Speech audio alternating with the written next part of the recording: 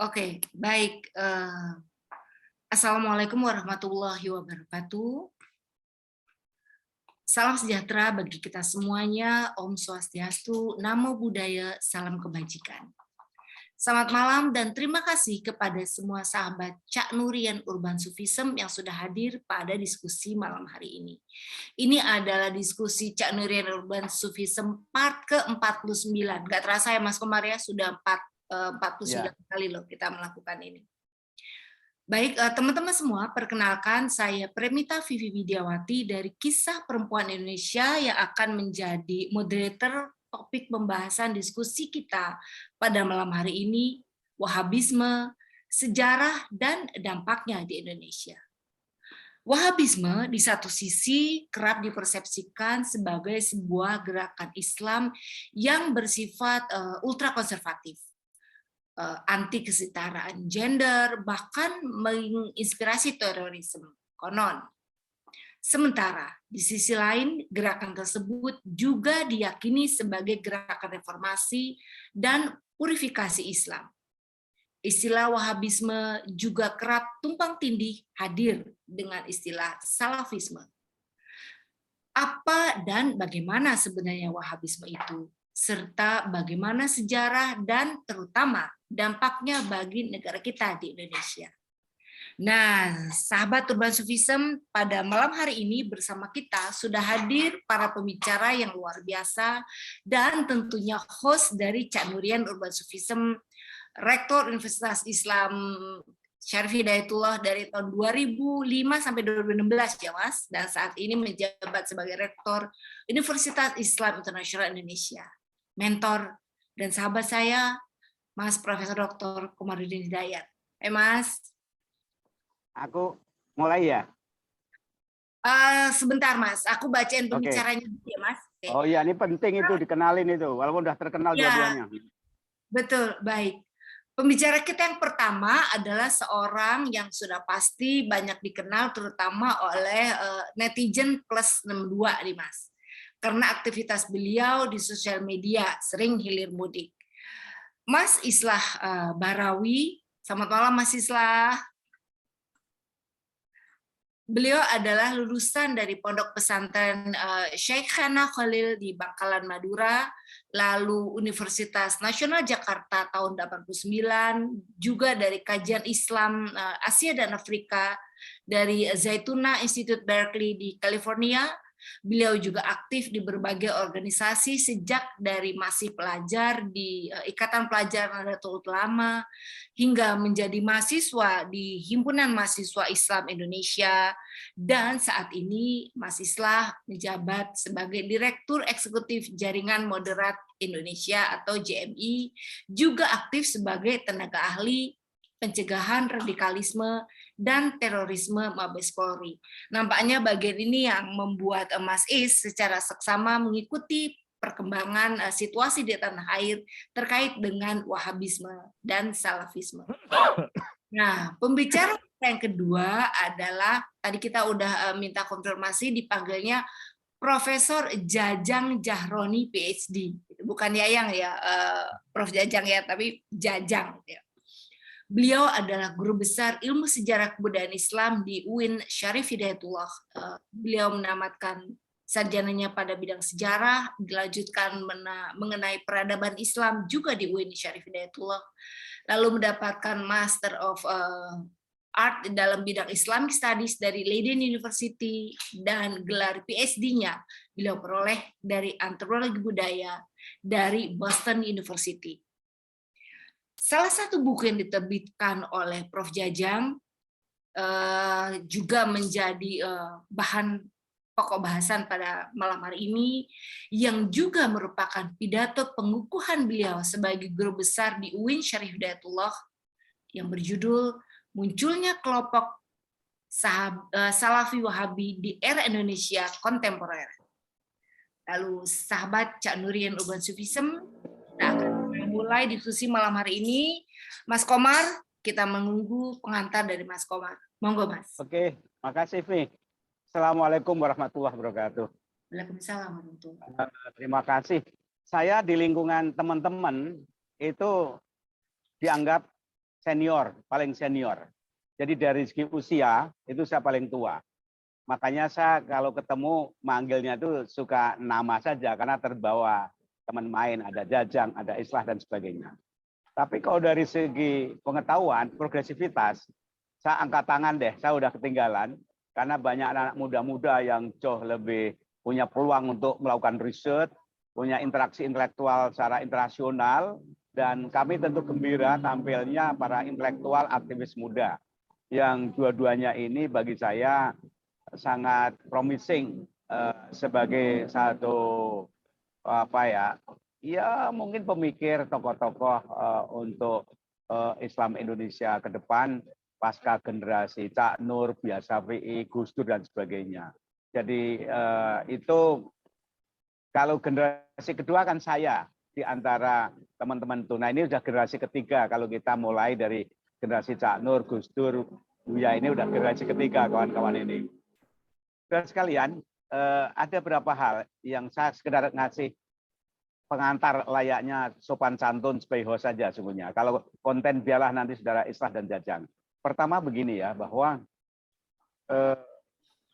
sumber radikalisme, ekstremisme itu tidak tunggal. Satu, memang ada yang punya akar teologis skriptural. Baik Al-Quran maupun Bible itu memang ada ayat-ayat yang memang menjadi sumber secara imperatif untuk memunculkan sikap ekstrim itu memang ada. Itu nggak bisa dinafikan. Makanya bagi mereka yang bersikap radikal ekstremis, kalau mencari rujukan ayatnya itu juga tidak sulit. Namun juga ada faktor-faktor lain, misalnya faktor sosial, antropologis, ekonomi, politik, karena mereka terpinggirkan, terdeprivasi, sehingga marah. Sikap ini sebenarnya tidak hanya dimiliki pada orang beragama. Siapapun orangnya, ketika mereka merasa kalah dalam persaingan dan merasa diperlakukan tidak adil, maka dia pasti akan marah dan melawan. Hanya perlawanannya itu bentuknya macam-macam. Ada perlawanannya kemudian secara fisik, kemudian verbal, tapi ada yang kemudian bangun kekuatan dan sebagainya. Kayak misalnya di Ikhwanul Muslimin itu kan luar biasa membangun institusi pelan-pelan, tapi ujungnya dia hancur ya di puncak kekuasaannya. Banyak sekali. Jadi radikal itu akarnya banyak sekali. Ada juga faktor luar yang itu bagian dari proxy war, pemain-pemain luar yang memanfaatkan emosi simbol agama itu menjadi instrumen yang memanjur untuk menggerakkan perlawanan terhadap objek yang disasar. Kalau kita baca literatur tentang Gestapo 65, itu kan semakin terbuka bagaimana peran CIA dalam mengakselerasi, memanaskan, mematangkan konflik sosial, sehingga perlawanan pada komunisme itu komunis itu pada awalnya itu kan masalah pasar ekonomi kategorinya, tapi di Indonesia itu ditarik menjadi teologi agama, sehingga kemudian orang yang melawan komunis itu dengan semangat keagamaan, padahal pada awalnya itu kan konflik antara kapitalisme dan sosialisme misalnya. Jadi di situ banyak variabel-variabel yang kita tidak bisa kemudian hitam putih untuk melihat, menilai sebuah konflik yang melibatkan politik, ekonomi, dan agama. Kemudian faktor lain lagi yang juga menarik kita amati, di Indonesia kalau bicara misalnya kekhalifahan dan sebagainya, itu ada yang berangkat dari terminologi kekhalifahan teologis, padahal gerakannya itu adalah politis ideologis. Tapi ketika dikejar ideologis politis, dia lari kepada transendentalisme teologis. Padahal ketika di counter bahwa itu juga gerakan politik. Nah, dalam hal ini saudara Islah sangat fasih untuk menjelaskan. Karena terminologi, diksi-diksi ayat-ayat Al-Quran itu memang kadang menimbulkan berbagai multi interpretasi yang punya implikasi praksis. Satu, kalau kita bicara khalifah, itu secara teologis, metafisis, manusia ada khalifah misalnya. Sehingga dengan berlindung di balik term itu, kekhalifahan itu ya mudah dijual, banyak pembelanya karena memang di Quran ada. Tapi kemudian ketika itu menjadi satu ideologi gerakan politik, disinilah kemudian menimbulkan segregasi sosial dan menimbulkan satu konflik-konflik. Nah, dalam Islam kita pun akan melihat orang-orang Islam pasca Nabi yang masuk Islam post Fathu Makkah, dan itu para politisi, pebisnis, pedagang yang nggak ada pilihan lain yang paling rasional kecuali masuk Islam, itu nanti karir politiknya juga beda-beda. Umayyah, Abbasiyah misalnya, itu kan memang aktor-aktornya orang-orang yang masuk Islam pasca Fathu Makkah, dan mereka itu para politisi. Sementara orang yang soleh-soleh, yang memang cinta ilmu, ya mereka kalah dalam politik. Jadi politik itu dari dulu tidak bisa dipisahkan dari karakter-karakter orang-orang yang memang ya agak kotor tangannya gitu. Jadi nggak ada politik yang tidak berdarah tangannya. Padahal secara teologis juga ada anjuran bahwa tanpa kekuatan struktural politik, agama sulit disiarkan. Jadi disinilah saya melihat pertanyaannya adalah kalau radikalisme itu ada pada tiap orang, apapun agamanya, menjadi persoalan bagaimana pertanyaannya agar itu bisa dilokalisir, dijinakkan. Makanya ada konsep negara itu sungguhnya layaknya mengelola kebun binatang. Jadi kalau ada hewan yang bahaya, ya harus masuk di kerangkeng, pagarnya besi. Tapi kalau hewan yang jinak-jinak, kayak burung, ya biar aja di luar, gitu, kayak kambing. Tapi ular yang berbisa, ya itu kemudian beda lagi. Nah, dalam kehidupan masyarakat juga ada tipologi orang-orang, ideologi-ideologi yang ini harus dikerangkeng, gitu. Tapi ada yang dibiarkan saja. Karena apa? Karena memang masyarakat, baik itu secara pribadi, komunitas, tambah lagi dengan ketemu agama, memang ada yang kalau berbeda itu menerkam. Tapi ada yang berbeda itu tidak harus menerkam, tapi dialog, diskusi, dan sebagainya. Tentu membandingkan manusia kayak hewan itu terlalu jauh, tapi dalam beberapa pemikir filsafat ada yang mengatakan sungguhnya ya negara itu ya kayak kebun binatang. Siapa orang-orang yang bahaya di kerangkeng, siapa yang lain dilepas saja, misalnya ya. Tapi baiklah, saya cukup sekian aja. Nanti setelah ini saya akan mendengarkan sambil di jalan. Sorry kalau nanti agak gelap. Jadi sekarang ini saya membuka sambil ini aku habis makan, menikmati sate Balibul di Jalan Wates Jogja. Saya mau ke arah Malioboro. Ya, jadi terima kasih. Secara Prof Jajang dan Gus Islah, terima kasih ya. Terima kasih. Saya ketemu beberapa kawan-kawan lama cuma yang setia ngikuti ini semua. Terima kasih, Vi. Oke. Assalamualaikum warahmatullahi wabarakatuh. Waalaikumsalam warahmatullahi wabarakatuh. Mas Koma, terima kasih banyak untuk pengantarnya. Tadi sudah disebut nih, Mas Islah, adanya isu yang berkelindan antara politik dan ekonomi. Memang rasanya belum pernah wacana Wahabi dan Salafi begitu akrab dengan rakyat Indonesia seperti sekarang ini nih, Mas, gitu ya. Selama ini mungkin kita terdengarnya jauh-jauh atau samar-samar aja, tapi sekarang kayaknya kok tiba-tiba mak jegagek di depan mata gitu. Nah, Mas Islah mungkin bisa diceritakan sebenarnya apa sih yang terjadi dari kacamata Mas Islah seperti apa? Monggo, Mas. Iya, terima kasih. Terima kasih banyak, Mbak Vivi. Jadi terima kasih juga Prof. Komar dan Prof. Jajang ini. Waduh, saya sebenarnya kejepit di antara dua gajah ini. Ampun ini. Tapi apa yang akan saya ceritakan ini adalah sebenarnya memang pekerjaan saya sehari-hari memang berhubungan langsung dengan apa yang akan saya ceritakan ini. Saya itu terus terang bekerja di dunia teror, di dunia radikal ini sebenarnya ini memasuki tahun ketiga. Dan ketika sebelum saya memulai pekerjaan ini, saya banyak mempelajari literatur, mulai dari Scott Atran, tulisan-tulisan Daniel Kohler, interculture theory dari Elena Gruening, terus termasuk salah satu pernyataan seorang diplomat Amerika namanya Farah Pandit. Dia ini diplomat zaman Obama. Nah, ini yang menarik. Kalau kata Pandit, dia sudah melakukan perjalanan ke kurang lebih 81 negara. Dia mengatakan bahwa setiap teroris yang ditangkap di seluruh dunia, 100%, dia bahkan menyebutnya 100%, itu adalah penganut Wahabi dan Salafi. Dia menyebutnya Wahabi dan Salafi, tidak menyebut Wahabi Salafi. Tapi tidak semua penganut Wahabi dan Salafi adalah teroris.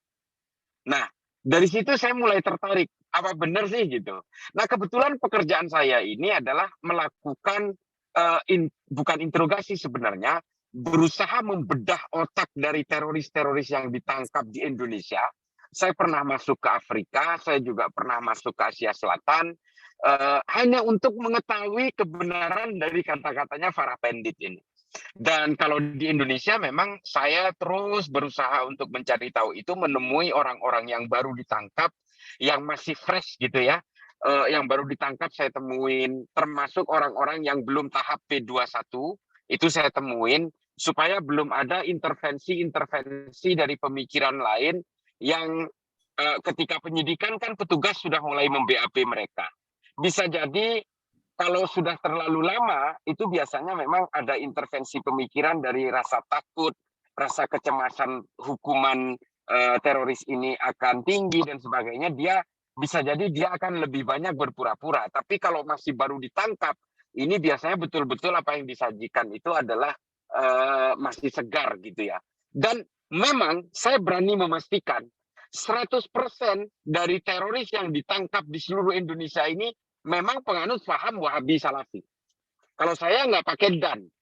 Kalau Farah Pandit masih pakai dan, Wahabi dan Salafi. Kalau saya itu betul-betul mengcombine dua entity ini, Wahabi Salafi ini, memang mereka ini betul-betul penganut itu. Dan mengapa saya nggak pakai dan? Karena berdasarkan pengakuan mereka, Wahabi itu ya Salafi itu. Salafi itu Wahabi itu.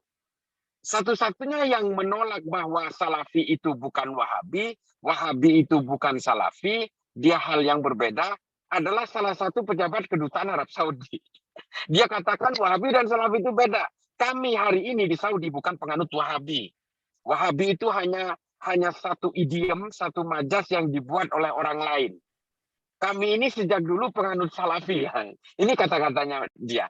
Nah, dari pengamatan saya ini, memang keterpaparan untuk pintu masuk gerakan-gerakan ekstrim ini sebenarnya memang Wahabi Salafi. Saya pastikan itu, Mbak Vivi. Karena berdasarkan pengakuan, saya sudah menemui kurang lebih 117 napiter di seluruh Indonesia, di lapas-lapas dan di rutan-rutan. Mereka mengakui bahwa pintu masuk ketika, artinya gini, pintu masuknya itu adalah ajaran-ajaran yang berbasis revivalisme. Ajaran-ajaran yang berbasis purifikasi, yang kemudian membuat dia itu merasa bahwa ketika dia sudah menganut paham Wahabi Salafi ini, agama saya, ajaran agama yang saya anut ini sudah betul-betul pure, murni, sudah betul-betul seperti kata-kata salafus saleh. Dari situ kemudian dia membangun monoloyalitas dan kemudian membangun jarak sejauh mungkin dengan orang yang berbeda. Awal-awal dia untuk membuat barrier-barrier, membangun disparitas perbedaan antara ajaran yang dia anut dengan orang lain yang berbeda, itu muncul ketika pemahaman yang dia anut itu adalah bahwa orang yang berbeda dengan kamu itu adalah orang-orang yang tercemar. Makanya dia menyebut dia adalah purifikator. Ketika orang lain sudah dianggap tercemar, bahkan sampai nanti akhirnya dia akan mengkafirkan orang itu. Orang yang Maulidan misalnya, atau orang-orang NU kultural, atau orang-orang, apalagi orang-orang yang taruhlah katakan abangannya. Nah, ini memang kemudian dia membangun monoloyalitas dengan kelompoknya sendiri. Ini masih pada tahap individu, Mbak Sisi. Nanti setelah dia itu akan mencari crowd, mencari kerumunan, mencari komunitas. Nah, ketika dia sudah mulai mencari komunitas karena persoalan monoloyalitas tadi, dia kemudian mencari kerumunan yang lebih besar, yang lebih terorganisir, Nah, nanti ketemunya itu adalah kelompok jaringan-jaringan organisasi teror ini. Karena dia butuh satu bejana untuk bisa melaksanakan ajaran itu supaya lebih militan. Karena apa? Dia sudah membangun barrier-barrier itu. Tembok-tembok itu sudah dibangun sama dia, bahwa orang yang berziarah ke kuburan itu betul-betul mengkhianati ajaran Islam. Orang yang melakukan maulidan, tahlilan, dan sebagainya ini betul-betul orang yang mengkhianati ajaran-ajaran Islam dari kemurniannya. Sehingga barrier-barrier itu dibentuk dalam batinnya. Nah, kalau dia melakukan itu secara sendirian, otomatis tidak akan terjadi. Nah, ketika dia menyerap ajaran-ajaran itu, memang dia masih individual. Entah itu lewat media sosial, entah lewat kajian-kajian, atau pengajian-pengajian terbatas. Nah, nanti dia akan mencari kerumunan yang lebih besar, dan ketika dia berhadapan dengan satu entitas yang jauh lebih besar, nah, disitulah dia menemukan kehidupan dan surganya itu. Nah, persoalannya adalah organisasi yang besar ini, yang sangat eksklusif ini, kebanyakan memang militansinya tinggi. Nah, dialah berkenalan dengan kelompok-kelompok jaringan organisasi teror itu. Sehingga ketika dia sudah masuk ke jaringan organisasi teror, dia kemudian membangun perlawanan-perlawanan dan dia bertemu dengan ajaran-ajaran yang dengan militansi tinggi, dengan basis-basis al-wala wal-bara ini. Kenapa saya memastikan al-wala wal-bara? Karena hampir dari semua tangkapan teroris, buku ini yang saya temukan. Penulisnya namanya Muhammad Said Al-Qahtani. Nah, tapi sebenarnya konsep al-wala wal bara ini bukan terjadi hari ini. Ini memang sudah konsepnya Ibnu Taimiyah dari sejak abad ke-13 lalu. Artinya ini bukan barang baru. Ibnu Taimiyah kan memang hidup pada masa keterpurukan politik Islam di Arab. Sehingga apa, ajaran-ajaran membangun monoloyalitas, membangun jarak dengan orang yang berbeda dan sebagainya, itu ketika diterapkan hari ini akhirnya berwujud kepada takfiri, berwujud kepada ajaran-ajaran yang mentogutkan pemerintah karena tidak mau bernaung di bawah undang-undang ciptaan Tuhan. Ini kan pada akhirnya kembali kepada pola-pola zaman ketika masa keterpurukan politik Islam itu. Nah, Muhammad Said Al-Qahtani ini nih, ada yang nanya warga negara mana. Muhammad Said Al-Qahtani ini adalah warga negara Arab Saudi. Dia menulisnya di Saudi. Memang Saudi ini memang akhirnya menjadi pisau bermata dua hari ini. Nah, kalau kita mau melihat, nanti mungkin Profesor Jajang yang mungkin lebih paham ini, tapi kalau saya melihat kemudian orang-orang di Saudi hari ini betul-betul salah konsep. Justru dengan menganut Wahabi Salafi ini kemudian agama ini berkesan borgol-borgol. Makanya korban dari orang-orang korban agama, korban Islam, pemahaman Islam di Saudi itu rata-rata perempuan. Makanya yang ateis itu rata-rata perempuan. Surveinya Gallup International, 3 dari 500 orang Saudi mengaku ateis, itu didominasi oleh perempuan. Makanya Rana Ahmad, Rahaf Al-Kunun, Dina Ali Sahnun, ini adalah orang-orang perempuan di Saudi yang lebih memilih menjadi ateis dan kabur dari Saudi. Nah, ini memang satu permasalahan di Saudi. Kesadaran Saudi sebenarnya datangnya terlambat, ideologinya sudah terlanjur dieksportasi kemana-mana. Saudi datang, keterlambatannya itu datang hari ini. Ketika dia sudah berpuluh-puluhan tahun dia mengharamkan musik, baru sekarang dia sadar setelah minyaknya mau habis, dia sudah mulai mengundang musisi-musisi Korea untuk tampil di Riyadh misalnya. Termasuk minggu kemarin ada kebijakan baru yang tidak mewajibkan orang pakai hijab. Nah, ini kan sebenarnya kesadaran-kesadaran yang terlambat yang menunggu kesadaran-kesadaran kognitif setelah negaranya itu sudah mulai terancam ekonominya, tingkat politiknya, perlawanan-perlawanan terhadap kerajaan sudah mulai muncul di mana-mana. Ini kemudian membuat dia berusaha mengubah itu, mengubah aturan-aturan negara yang tadinya berbasis pemahaman-pemahaman Wahabi Salafi. Nah, ini kemudian persoalannya adalah apa nasibnya penganut paham ini di Indonesia. Nah, ini mungkin Prof. Jajang nanti bisa.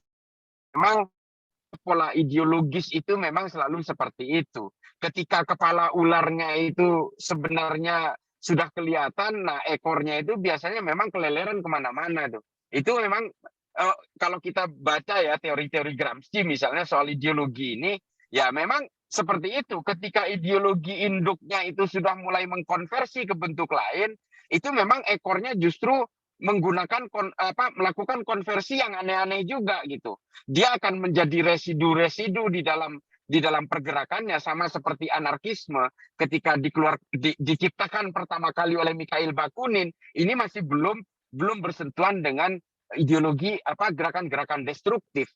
Tapi ketika sudah semakin jauh dia berkelindan ke dalam kegiatan-kegiatan politik di banyak negara, dia kemudian melakukan upaya-upaya destruktif terhadap produk-produk negara. Nah, sama dengan Wahabi Salafi hari ini. Di Saudinya mungkin sebagai produsen sudah mulai sadar dengan beberapa kesalahan-kesalahan konsep yang konon salafus soleh itu, yang ternyata memang betul-betul membuat Saudi ini terlambat peradabannya puluhan tahun menurut saya, dan justru membuat generasi Saudi akhirnya menjadi generasi yang tidak sanggup melakukan jumping frog. Nah, ini yang kemudian menjadi masalah. Saudi sudah mulai memoderasi ajaran-ajaran agamanya. Di Indonesia orang-orang Wahabi Salafi justru lebih Saudi dari Saudi. Saya kira itu untuk awal ya. Terima kasih Mbak Vivi, terima kasih Prof. Jajang dan Prof. Komar. Mudah-mudahan bisa bermanfaat. Baik, terima kasih Mas Islah. Memang kita jadi kayak apa ya, pengikut yang terlambat mengikuti gitu ya Mas Islah ya. Baik, Prof. Jajang, tadi sudah disampaikan sama Mas Islah bahwa beberapa hal yang saya catat nih, di Indonesia 100% teroris yang ditemui oleh Mas Islah itu memang adalah Wahabi dan Salafi gitu, atau Wahabi Salafi. Di situ mereka mengembangkan belajar dari mulai diri sendiri sampai akhirnya kemudian punya kebutuhan untuk mencari kelompok dan sebagainya. Nah, Prof. Jajang, sebenarnya sejarahnya Wahabi dan Salafi di Indonesia itu seperti apa sih? Ya, Assalamualaikum warahmatullahi wabarakatuh. Waalaikumsalam warahmatullahi wabarakatuh. Saya ingin menambahkan beberapa poin yang tadi disampaikan oleh Mas Islah ya. Salafi, tulisan saya yang saya sampaikan beberapa waktu yang lalu itu namanya Salafi Wahabi gitu. Salafi Wahabi ya, sebagai tanda bahwa ada Salafi yang non Wahabi gitu. Jadi kalau kita ingat, Muhammadiyah itu mengaku sebagai kelompok Salafi. Semangat Salafi itu adalah kembali kepada Quran dan Sunnah. Salafi. Muhammadiyah Salafi. Tapi tentu saja Muhammadiyah bukan Salafi Wahabi, karena dia Salafi itu satu komponen saja dalam Muhammadiyah, ideologi Muhammadiyah ya. Komponen yang lain yang penting juga dalam Muhammadiyah itu adalah rasionalisme, ya kan? Jadi komponen yang lain dalam Muhammadiyah itu diambil dari Muhammad Abduh. Di situ ada rasionalisme, di situ ada modernisme, ya kan? Termasuk komponen yang pertama itu adalah puritanisme. Puritan itu adalah semangat untuk purify, memurnikan agama gitu. Nah, Muhammadiyah kan punya semangat itu. Salafi Wahabi itu dia punya semangat untuk mengembalikan segala urusan agama ke Al-Quran dan Sunnah. Akan tetapi dia nggak punya komponen rasionalisme, modernisme, dan sebagainya karena sejarahnya berbeda. Salafi Wahabi ini sejarahnya di Padang Pasir Saudi, yang ide-idenya itu berasal dari Muhammad bin Abdul Wahab, ya kan? Jadi kalau Salafi ala Muhammadiyah Persis, ya kan? Itu Salafi yang reformis, kita menyebutnya modernisme Islam, gitu kan? Jangan lupa Cak Nur itu modernis, bahkan dia menyebut diri sebagai neomodernis, gitu kan? Itu artinya pada satu sisi Cak Nur itu punya semangat untuk mengembalikan agama kepada Al-Quran dan Sunnah, tapi pada sisi lain dia ingin mempraktikkan bahwa agama itu harus rasional, harus modernis, harus modern, harus dan seterusnya gitu.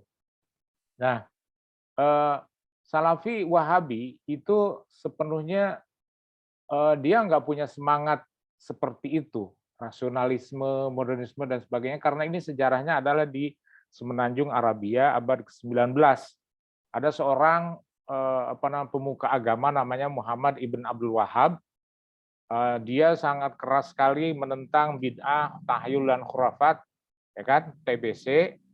Kemudian ini beraliansi, dia banyak pengikutnya di Najd. Najd itu di di Riyadh sekarang ya, di Riyadh. Dia itu kemudian beraliansi dengan Muhammad Saud, pendiri kerajaan Saudi. Beraliansi, kemudian Muhammad Saud berhasil mendirikan kerajaan Saudi yang pertama ya. Maka sebagai imbalannya Muhammad Saud jadi raja, Muhammad bin Abdul Wahhab ini menjadi ulama. Ulama dan ya kan dia bertugas memberikan penyuluhan agama dan diberikan porsi untuk mengurus kehidupan sosial. Muhammad bin Abdul Wahhab. Ya, ini ulama-ulama Saudi yang besar sampai sekarang itu adalah keturunan dari Muhammad bin Abdul Wahhab. Jadi klannya itu berasal dari Muhammad bin Abdul Wahhab. Gitu. Dan dia menjadi bagian dari kelas sosial yang tinggi di Saudi, Muhammad bin Abdul Wahhab. Ya kan? Kemudian kenapa Saudi kemudian pada tahun 79 kita tahu ya, saya kira teman-teman juga di sini tahu, ada pemberontakan Masjidil Haram ya, dilakukan oleh Juhaiman Al-Utaibi, Muhammad Al-Qahtani, Al-Qahtani tadi disebut oleh Mas Islah, ya kan, menduduki Masjidil Haram. Ternyata mereka ini adalah kaum agamawan yang sangat ekstrim, ya kan. Meskipun pemberontakan ini berhasil ditumpas, Muhammad Al-Qahtani, Juhaiman Al-Utaibi ditumpas dan mereka dihukum mati, akan tetapi kemudian peristiwa ini direspon oleh negara. Waktu itu rajanya itu adalah raja siapa itu? Sebelumnya Fahd itu Raja Khalid ya, kemudian digantikan oleh Raja Fahd, itu melakukan politik akomodasi. Jadi ulama diakomodasi ke dalam negara, mereka diangkat menjadi syekh, mereka diangkat menjadi profesor dan sebagainya. Mereka menjadi elit negara gitu. Ini ulama-ulama ini ya, yang tadinya itu berada di kelas di luar lah gitu. Nah, kemudian akibat dari akomodasi kaum agamawan ini awal 80-an kemudian sampai 90-an, Saudi mengekspor model Islamnya ini, ya kan? Model Islamnya ini diekspor kemana-mana. Jadi Saudi melakukan politik akomodasi terhadap agama, dan salah satunya ke Indonesia mengekspor. Berdirilah Lipia, ya kan, di Buncit sekarang. Lipia itu adalah sekolah tinggi yang khusus mempelajari agama syariah dan dibiayai oleh Saudi. Dan di tempat-tempat lain, di negara-negara lain di Asia Tengah, di Afrika, ya kan, apalagi di Asia Selatan segala macam, Saudi kira-kira mengekspor Islam seperti itu, Islam model Saudi lah, ya kan. Kemudian pada sisi lain, ini keperluan akomodasi politik Saudi ini juga diperlukan untuk mengimbangi Iran. Iran pada saat yang sama tahun 1979 itu ada revolusi dan Iran bertekad untuk mengekspor revolusinya ke seluruh dunia. Nah, jadi Saudi dan Iran ini bersaing dalam hal berebut pengaruh di dunia Muslim. Ini yang terjadi ini di berbagai negara di Indonesia itu adalah ya ini tadi tumpahan, cepretan-cepretan yang sebenarnya tadinya adalah politik lokal Saudi yang kemudian menjadi global, ya kan? 80, 90, 2000 itu adalah masa-masa ketika Saudi mengekspor ideologinya, ideologi Islamnya ke seluruh dunia, termasuk Indonesia. Jadi zaman keemasan kelompok-kelompok Wahabi yang ada di Indonesia itu menurut saya itu adalah 92.000 ya. Uang itu didapatkan dari berbagai sumber ya di Saudi, ada dana sedekah, ada dana wakaf, ada dana hadiah dari muncul keluarga kerajaan yang sangat saleh, ya kan, yang begitu sedih, begitu gregetan melihat dunia Islam yang waktu itu dikuasai oleh Soviet, misalnya Afghanistan menguasai Soviet, Afghanistan dikuasai oleh Uni Soviet, ya kan, tahun 80-an kan, Afghanistan dijajah oleh Uni Soviet. Maka kemudian Saudi, ya kan, karena ada militansi Islam segala macam, mengirimkan kombatan-kombatan itu ke Afghanistan. Salah satu kombatan itu adalah Usama bin Laden, disokong oleh Amerika karena di belakangnya adalah Soviet, ya kan, untuk memerangi Uni Soviet. Jadi Usama bin Laden, satu sisi dia itu adalah orang yang dibesarkan oleh Saudi sendiri dan dibesarkan oleh Amerika, ya kan. Soviet hengkang dari Afghanistan, lalu ngapain ini kombatan-kombatan ini? Dia tersebar ke seluruh dunia dan menjadi jihadis-jihadis itu, ya kan. Si Usama bin Laden kan jadi nganggur itu, maka ketika kembali dia ngapain lagi nih, perang apa lagi? Maka perang melawan Amerika Serikat. Amerika Serikat yang notabene adalah orang yang pernah membesarkan Usama bin Laden itu. Dia bikin Al-Qaeda dan melawan berbagai pusat-pusat kekuasaan, embassy di berbagai beberapa negara di Afrika. Jadi Usama bin Laden itu adalah prototipe Wahabi, ya, prototipe Wahabi yang sudah mengenal politik Islam. Jadi kalau Wahabi, ya, kalau melihat nomenklatur Wahabi, Wahabi itu sebenarnya semangat keagamaan aja, puritan. Semangatnya itu ini bid'ah, ini bid'ah, ini bid'ah, ini haram. Nah, ini tipikal Wahabi seperti itu. Tapi ketika dia berkenalan dengan politik Islam yang sangat militan, politik Islam itu dari mana? Salah satunya dari Ikhwanul Muslimin. Ya.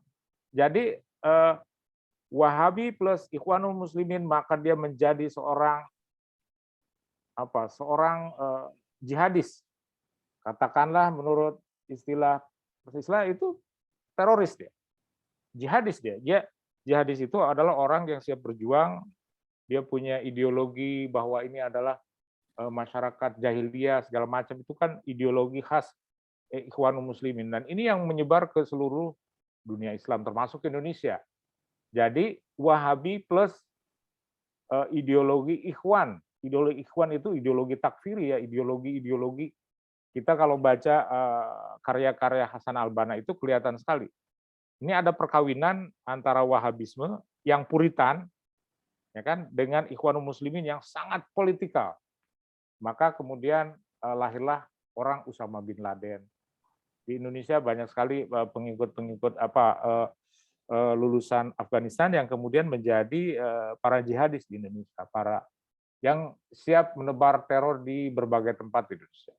Jadi saya kira ada benarnya kalau kita teroris yang tertangkap itu pasti ada komponen Wahabinya, ya, komponen Wahabinya, komponen pemahaman agama yang sangat puritan itu sangat gampang sekali menyerap ideologi militansi Islam yang salah satunya ditawarkan oleh Ikhwanul Muslimin.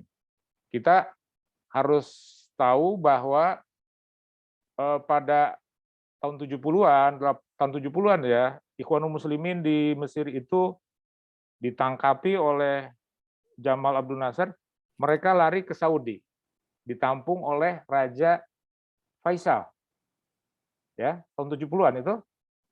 Dan disitulah saya kira Ikhwanul Muslimin pertama kali ideologi Ikhwanul Muslimin bertemu dengan ideologi Wahabi yang puritan, maka melahirkan orang-orang seperti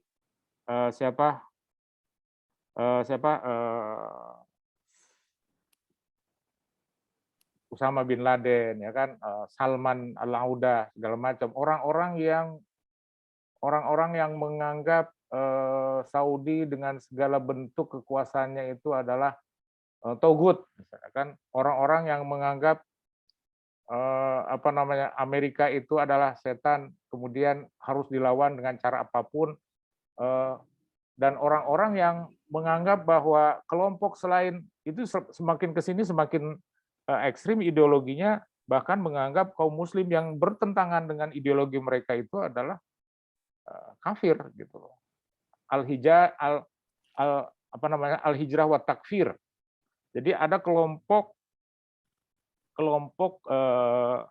yang berkeyakinan mereka harus hijrah dari masyarakat dunia ini, membuat enklave kecil karena dunia ini sudah begitu kotor, begitu najis, dan dunia ini harus diperangi gitu.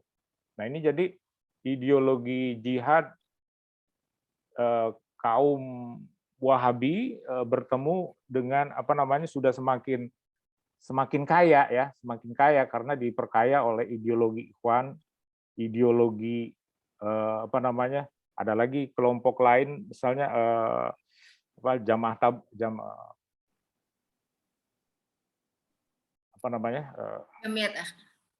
bukan kelompok yang khilafah itu, kaum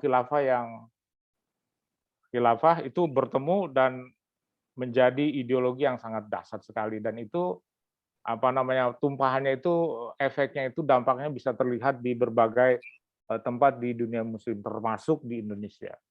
Saya sepakat ya, kalau ada teroris ya kan ditangkap ya kan, itu pasti casing agamanya itu semuanya mirip, sama, karena casingnya itu sebenarnya ya Puritan itu dari Wahabinya, kemudian ideologi politiknya ini diperkaya dari ideologi-ideologi yang termasuk salah satunya yang mensuplai itu adalah Ikhwanul Muslimin. Nah, itulah yang disebut jihadis ya kan. Ada jihadis. Jihadis itu artinya orang yang melakukan jihad, melakukan teror sebenarnya kan, melawan kelompok-kelompok lain yang dianggap berseberangan dengan mereka.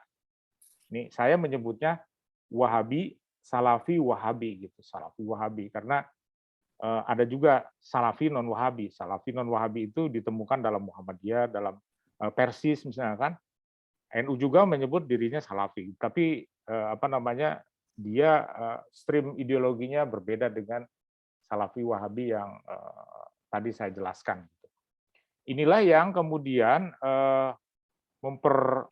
saya melihat ya bahwa Salafi itu satu sisi kaum Salafi itu sangat tergantung kepada induk semangnya, berpatronase. Jadi seluruh kelompok Salafi, hampir seluruh kelompok Salafi yang ada di dunia ini itu dikendalikan dalam tanda kutip ya oleh syekh-syekh yang ada di Saudi ini. Dan itu terjadi pada tahun 90, tahun awal 2000-an ya, awal 2000 sampai 2010 lah ya. Setelah 2010 itu karena terjadi perubahan politik yang cukup signifikan di Saudi, support kepada kelompok-kelompok Salafi yang ada di dunia ini juga semakin berkurang gitu. Kita ingat ya, dulu ada seorang Salafi ya, Salafi Wahabi namanya Ja'far Umar Talib. Ya, dia itu mengirim pasukannya Laskar Jihad ke Ambon itu karena ada fatwa dari seorang ulama Saudi. Gitu loh. Laskar Jihad itu ada fatwa ke sana. Nah, kemudian setelah ada fatwa, maaf, Prof. Jajang, 2 menit lagi boleh ya? Oke. Setelah ada fatwa bahwa jihad di Maluku itu sudah selesai, maka pada saat itu juga tentara itu ditarik. Gitu. Jadi kok begitu ya? Karena itu semua terjadi karena orang Salafi Wahabi itu mengikuti patronnya yang di Saudi itu. Sebagian besar di Saudi, ada juga yang di Yaman ya. Jadi proksi. Tadi Mas Kom nyebutnya proksi ya. Ini semuanya kaki tangan Saudi. Ustadz-ustadz Salafi yang ada di Indonesia, seingat saya ya, ustadz-ustadz Salafi Wahabi yang ada di Indonesia, setiap bulan itu digaji, terima uang dari Saudi itu. Enak sekali itu. Gajinya mungkin lebih besar dari seorang seorang dosen lah. Begitu nanti kita diskusi. Terima kasih. Baik, Prof. Jajang, terima kasih banyak untuk pandangannya yang sangat mencerahkan bagi kita semua. Mas Islah, ada yang ingin dikomentari, Kak? Karena kalau saya ngelihat nih ya, kalau dari awal yang disampaikan Prof. Jajang, kayaknya Salafi baik-baik gitu ya.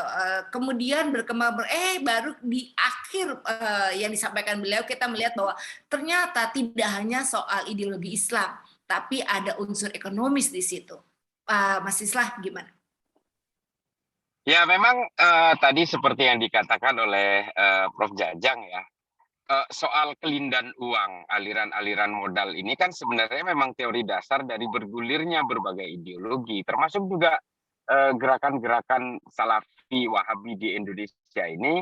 Saya ikut Prof. Jajang, jadi Salafinya duluan disebut, Wahabinya belakangan, karena yang menyebut Wahabi Salafi ini sebenarnya para pendit.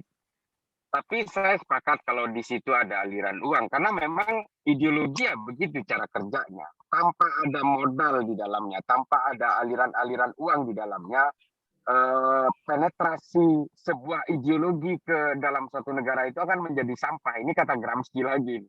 Tapi memang kalau kita melihat gerakan Wahabi Salafi ini, memang saya sepakat dengan Prof. Ini tidak bisa terlepas dari pergerakan yang saya sebut political shifting strategy dari pada perang dingin dulu. Nah, persoalannya adalah mengapa ketika perang dingin itu Amerika menggunakan Wahabi Salafi ini sebagai proksi, kok tidak dipilih dari Syiah? Nah, mungkin ini persoalan kedekatan saja. Amerika jelas lebih dekat dengan Saudi, yang notabene Saudi merasa Sunni, di sisi lain Syiah ini adalah musuh Sunni, dengan pergerakan-pergerakan dan modal yang lebih besar yang dimiliki Saudi, otomatis kalau saya jadi Amerika ketika itu, tentu saja saya akan memilih Saudi sebagai patron untuk melakukan upaya hegemoni, menciptakan destabilizing the world, gitu ya. Ini kan memang polanya Amerika ketika perang dingin, dia berusaha membuat instabilitas di banyak negara supaya negara itu punya ketergantungan terhadap Amerika yang ingin menjadi polisi dunia. Ya. Tapi ini kemudian menjadi bumerang. Bagaimana gerakan-gerakan Amerika ketika mengusir Uni Soviet dari Afghanistan yang menggunakan jihadis Wahabi ini. Nah, tapi kemudian ternyata Osama bin Laden ini menjadi binatang liar yang tidak bisa dikontrol, yang justru akhirnya menjadikan Amerika sebagai far enemy. Nah, persoalannya lagi adalah, hari ini di Indonesia kadang-kadang saya mendapatkan pertanyaan, Salafi ini mengajarkan kesejukan kok, kedamaian. Iya memang. Tapi Salafi yang disuarakan oleh ustadz-ustadz Salafi hari ini itu memang menjadi akselerator, menjadi pembuka, menjadi kunci starternya. Tapi kemudian ketika orang itu akan semakin masuk ke dalamnya, ini memang akan mendapatkan bahan bakar dari ajaran-ajaran yang didapat sebelumnya ini, karena memang irisannya sangat tipis. Irisannya ini sangat tipis sekali antara penganut Salafi yang konon lembut itu, kemudian ketika dia berkenalan dengan militansi Islam yang bersifat Wahabi jihadis tadi. Jadi kalau saya menyebutnya ada 3 tipe sebenarnya Wahabi Salafi ini. Ada Wahabi Salafi yang sifatnya itu dakwah, yang sifatnya saya menyebutnya kalau teman-teman juga menyebutnya sebagai Wahabi Hijazi. Dia masih masih betul-betul masih terpaku kepada patronize tadi. Jadi patronize yang dari Saudi ini memang mengendalikan itu. Nah, kemudian ada juga yang kemudian masuk ke jalur-jalur haroki, dia masuk ke jalur politik. Nah, inilah ikhwan itu di situ. Nah, tapi nanti level pedas paling terakhir ini Mbak Vivi, itu yang namanya jihadis ini. Dia sudah ingin mewujudkan gerakan-gerakan politik, dia sudah mulai membangun eskalasi perlawanan untuk selalu berupaya menciptakan gerakan-gerakan revolusi seperti yang diajarkan oleh Ma'alim fil Thariq. Jangan salah juga, Osama bin Laden ini dibentuk oleh adiknya Said Qutb, namanya Muhammad Qutb, yang setelah Said Qutb itu dihukum mati oleh Jamal Abdul Nasser, Muhammad Qutb lari ke Saudi, mengajar di Universitas Riyadh. Salah satu muridnya itu adalah Osama bin Laden. Nah, di Riyadh inilah Muhammad Qutb menciptakan sebuah buku yang namanya Jahiliyatul Qarnil Isrin. Jahiliyatul Qarnil Isrin ini adalah kalau di Indonesia kan ya orang-orang jahiliyah abad ke-20. Nah, ini yang kemudian dijadikan sebagai patokan, sebagai pakem oleh Osama bin Laden untuk melakukan gerakan-gerakan jihadnya itu. Dan ini nanti akan menurun secara sanad keilmuannya, ini akan menurun sampai terakhir ini yang menjadi rujukan dari kelompok teror itu yang ditulis oleh Abu Bakar Naji. Ini orang Saudi juga. Namanya Idarat At-Tawahhus. Manajemen kebiadaban. Coba tuh. Nah, kitab-kitab ini semua yang saya sebutkan tadi, mulai dari Ma'alim fil Thori, Jahiliyatul Qarnil Isrin, kemudian yang ketiga adalah Idarat At-Tawahhus. Ini adalah kitab-kitab yang biasa ditemukan dari kelompok-kelompok teror yang ditangkap di Indonesia. Nah, kalau kita lihat dari genealogi ini semua, itu biasanya memang ditemukan berbarengan dengan konsep al-wala wal bara dari ajaran-ajaran Ibnu Taimiyah. Ini selalu ditemukan buku ini. Saya kebetulan juga tenaga ahli literasi dari kelompok-kelompok teror ini. Saya selalu menemukan kitab-kitab yang merujuk kepada ajaran-ajaran Ibnu Taimiyah ini. Termasuk juga ajaran-ajaran jihadiyah tarbiyah. Ini selalu ada di dalam kelompok-kelompok teror ini. Artinya apa? Kita tidak bisa menutup mata bahwa kalau kita mengatakan Salafi hari ini penuh kesejukan, mengajarkan orang untuk menghargai presiden, bahkan jangankan terorisme kan gini kan yang sering disuarakan gini Mbak Vivi. Jangankan nganjurin orang untuk berbuat teror, orang unjuk rasa aja diharamkan kok. Ya, memang begitu. Pada tataran-tataran ketaatan kepada negara mereka taat karena memang ajaran ini episentrumnya, magnitudenya dari Saudi. Saudi ini memang melarang orang-orang rakyatnya untuk melakukan perlawanan apapun terhadap kerajaan untuk mengamankan kekuasaan kerajaan. Nah, ajaran-ajaran ini yang diadaptasi ke sini otomatis dia ikut. Nah, ajaran-ajaran untuk melawan kerajaan inilah yang dibawa ke sini, makanya unjuk rasa diharapkan misalnya. Menghina pemimpin tidak boleh segala macam. Tapi pada sisi lain dia tetap menganggap bid'ah, dia tetap percaya kepada hal-hal yang bersifat toghut, dia juga tidak mau berhukum kepada undang-undang buatan manusia. Ini tidak bisa dipungkiri. Artinya kalau ada ustadz yang kemudian melarang orang menyanyikan Indonesia Raya, meskipun dia mengatakan itu saya tidak melarang kok, tapi kan semua adalah menurut saya ini adalah keterkuakan yang terjadi secara pelan-pelan, pada akhirnya dia juga tidak akan bisa memungkiri itu semua. Saya kira begitu Mbak Vivi. Baik, terima kasih Mas Islah, Prof. Jajang. Nampaknya nih pertanyaan sudah makin banyak nih di chat, serta saya juga udah dapat pesan dari Pradana Adi nih. Ini Mbak ditanyain duluan. Oke, memang topik kita malam hari ini tuh seru sekali ya, apalagi kalau kita bicara melihat apa yang ditulis oleh Prof. Jajang dalam pidato ilmiah beliau. Pertama kali bahkan sudah muncul tahun 70-an, kalau tadi sempat beliau singgung mengenai Lipia gitu ya, Prof. Jajang ya. Lipia, ya. Kalau tahun 70 kalau tahun 70-an udah masuk, sekarang mencapai zaman keemasan tahun 2000-an.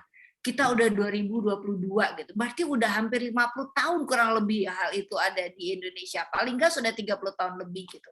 Nggak heran kalau sekarang ini makin marak. Nah, terkait dengan hal itu, barangkali Mas Islah yang perlu dikhawatiri dan Prof. Jajang serta sahabat Cak Nurian Sufism adalah kalau hal itu kemudian masuknya itu tidak hanya atau tidak di kalangan orang yang lebih dewasa, tapi di kalangan anak-anak gitu. Mas Islah pasti sudah mengalami sendiri karena beliau sangat aktif di dunia sosial media gitu. Nah, sebelum kita menginjak ke sana, saya bacain dulu beberapa pertanyaan, boleh ya, Prof. Jajang sama Mas Islah? Oke, baik, ini dari Pak Halim Hamid. Beliau bertanya, apa motivasi Saudi mengekspor model agamanya dalam hal ini akomodatif terhadap ulama ekstrim ke seluruh dunia? Karena mengimbangi Irankah yang juga mengekspor model agamanya ke seluruh dunia? Jika demikian, mengapa pula Iran mengekspor model agamanya? Tadi memang sudah disempat oleh Prof. Jajang, disinggung oleh Prof. Jajang. Silakan Prof. Mas Islah, kita minta jawaban dari Prof. Jajang ya Mas. Ya, Saudi berkepentingan untuk ya ketika negara itu besar kan dia harus melebarkan pengaruhnya ke seluruh kemana-mana gitu kan.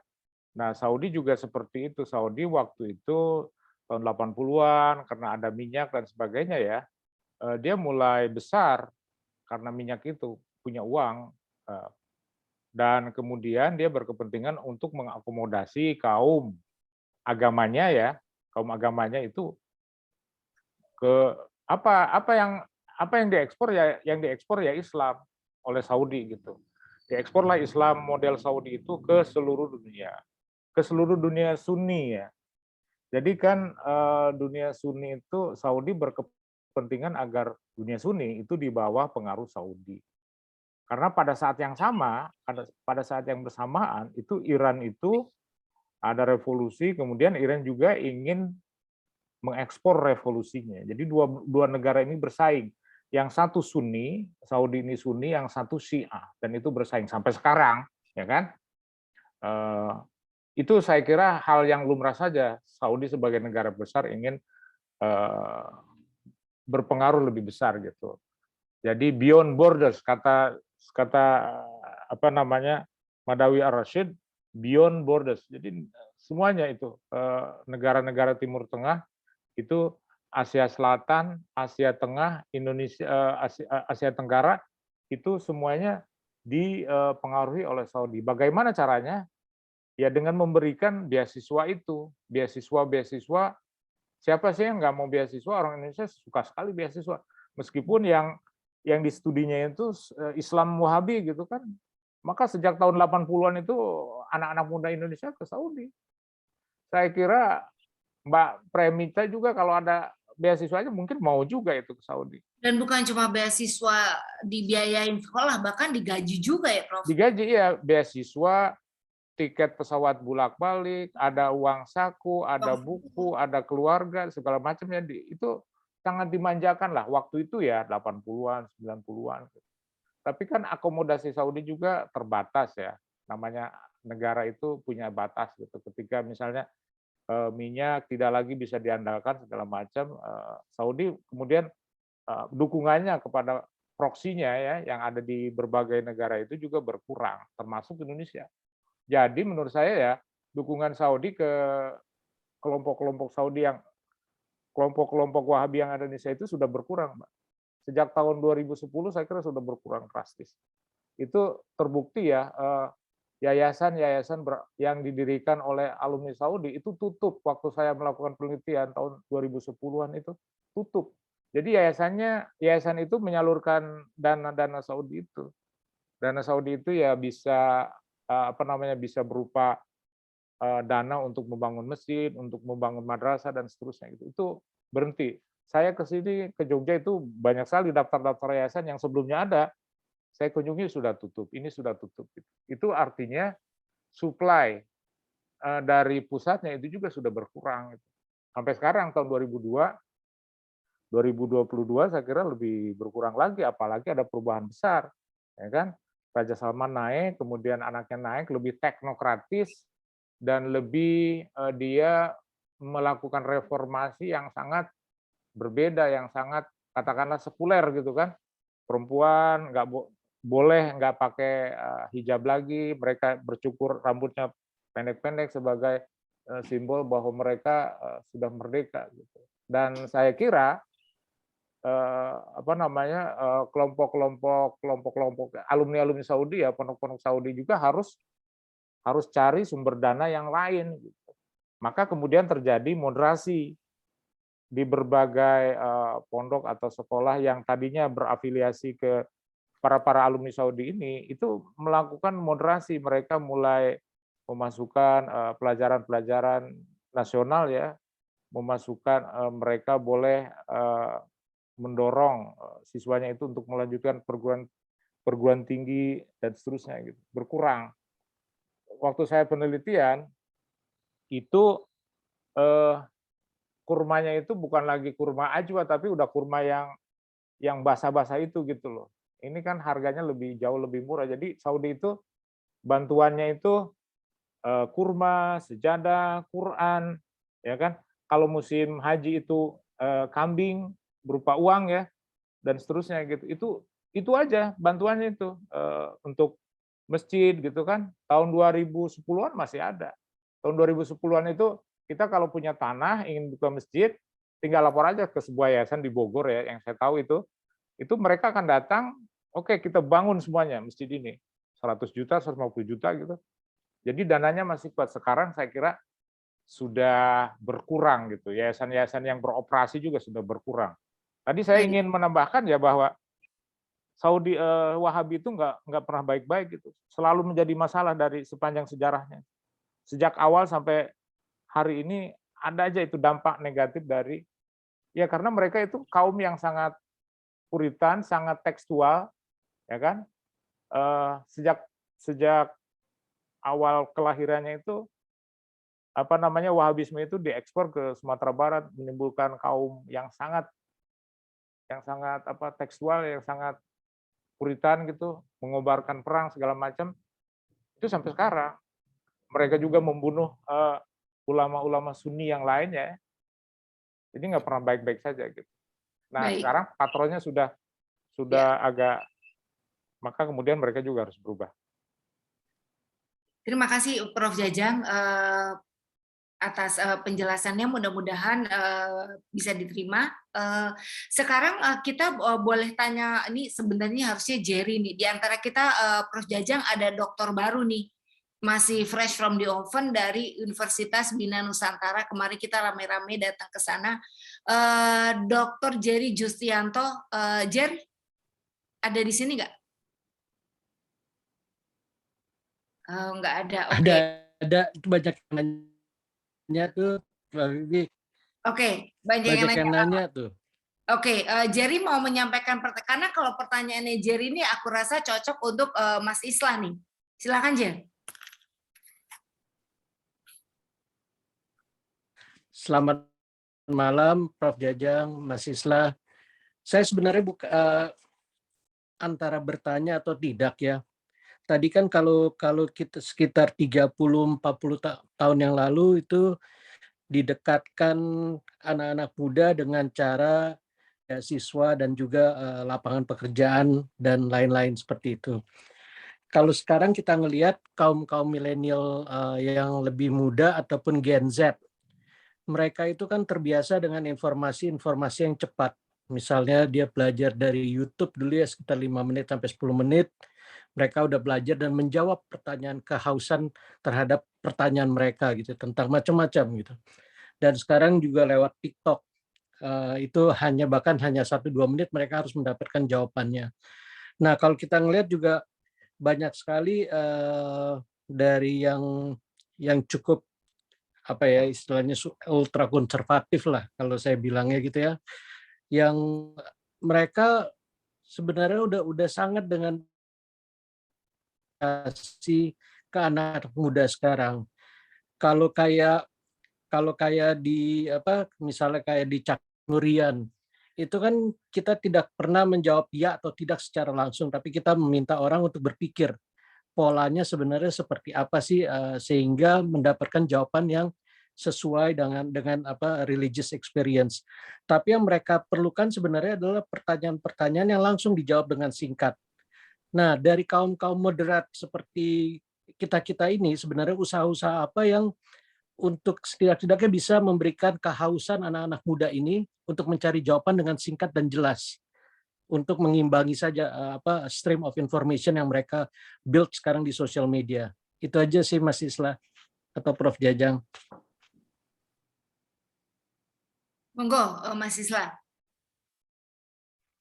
Jadi ini kan sebenarnya, ini saya cerita dulu sedikit ya, bahwa tangkapan dari Densus itu trennya itu memang sekarang ini semakin meninggi dari kalangan Gen Z, generasi Z dan juga milenial. Ini memang semakin meninggi.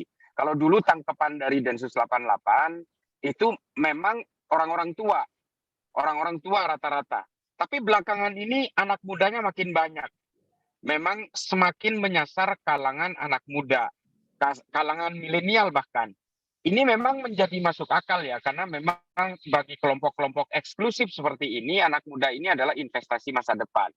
Baik untuk menjaga keberlangsungan ideologinya maupun kalau di kelompok teror ya, itu memang sebagai tabungan-tabungan askari, sebagai pasukan, tabungan pasukan masa depan, supaya gerakan-gerakan militansinya itu tetap terjaga, sustain gitu. Nah, saya terakhir kemarin ketika ada penangkapan di Poso serentak di Ampana, di Poso dan Tojo Una-Una, kemarin ada 22 orang penangkapan dalam satu hari. Itu ternyata memang didominasi oleh usia-usia belajar.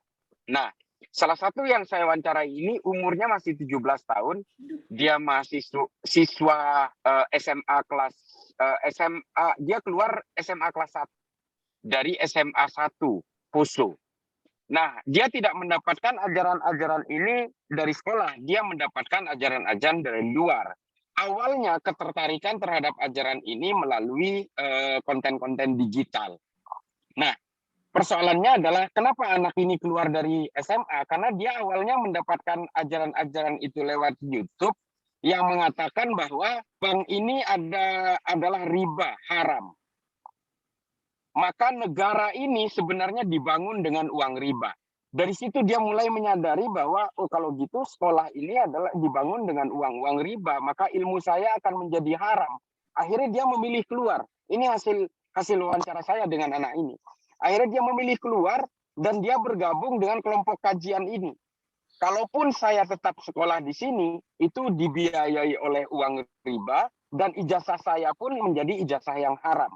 Dan ketika ijazah saya haram, saya bekerja, penghasilan saya juga akhirnya menjadi haram. Nah, keyakinan ini yang kemudian membentuk anak-anak seperti sebutlah inisialnya MB ya. MB.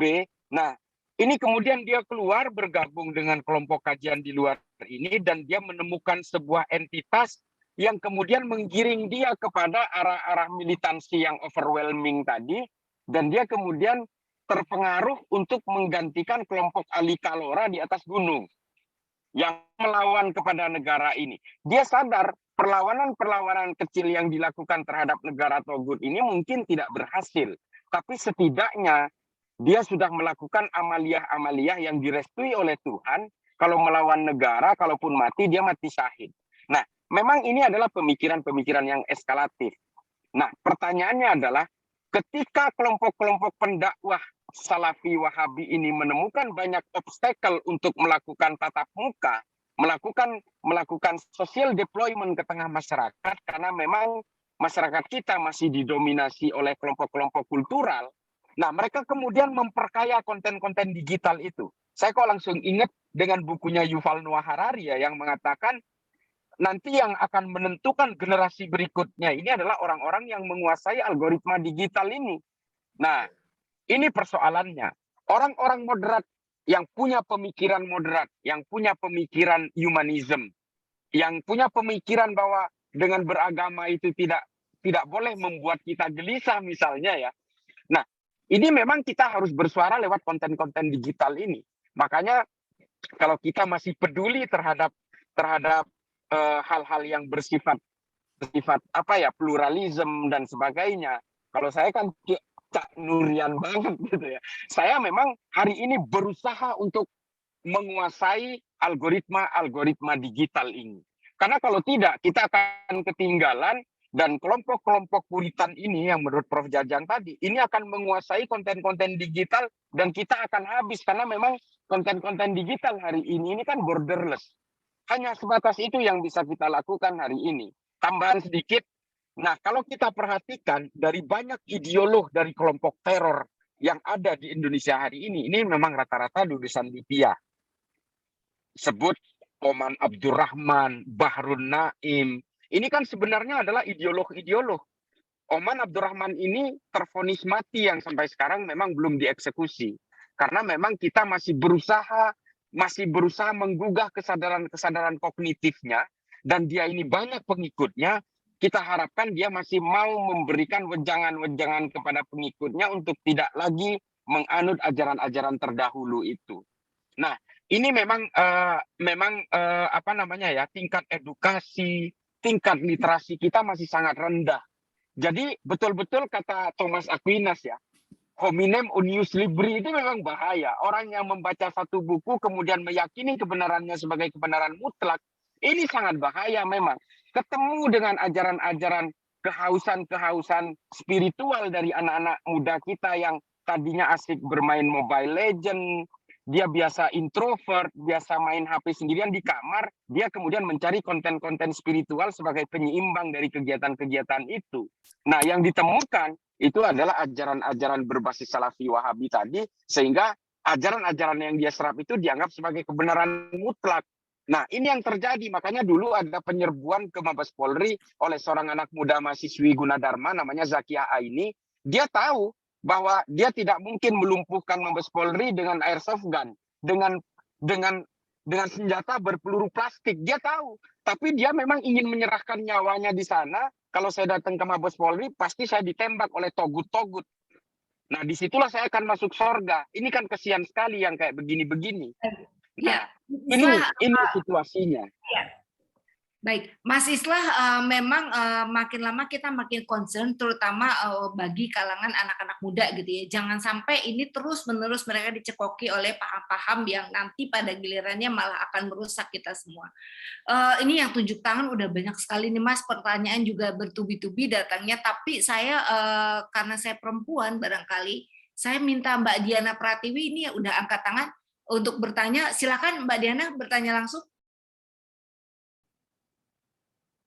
Masih mute Mbak Diana? Mbak Diana masih mute? Oke. Bisa sekarang. Silakan. Mbak Diana dari sini ya? Bisa dengar nggak? Saya dari Melbourne. Dari Melbourne, oke. Silakan. Ya, terima kasih. Pertanyaan saya tuh cuma praktikal aja ya, sebagai seorang nenek ya yang merasa bahwa masa depan moderasi beragama tergantung bagaimana generasi muda diberi pendidikan yang tepat. Menantu saya pakai jilbab dan ingin agar putrinya sekolah di sekolah Islam dan memberi daftar sekolah.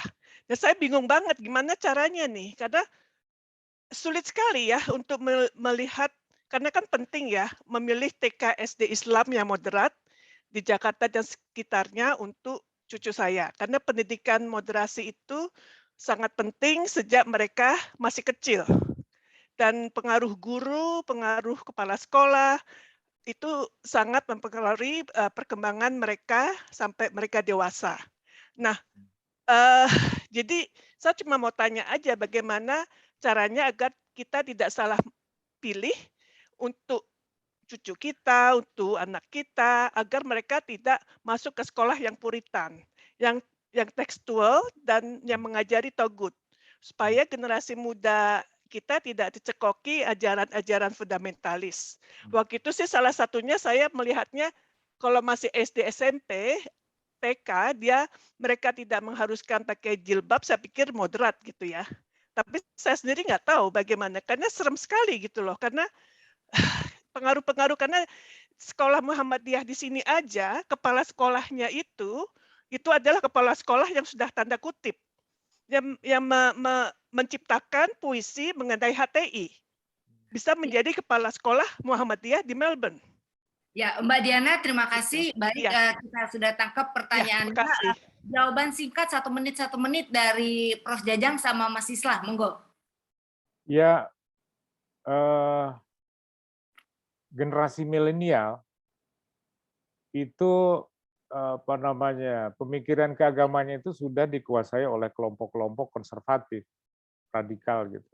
Sejumlah survei membuktikan itu. Survei di PPIM misalnya, itu generasi Gen Z segala macam, milenial yang berusia sekitar 17, 20 sampai 25 itu sudah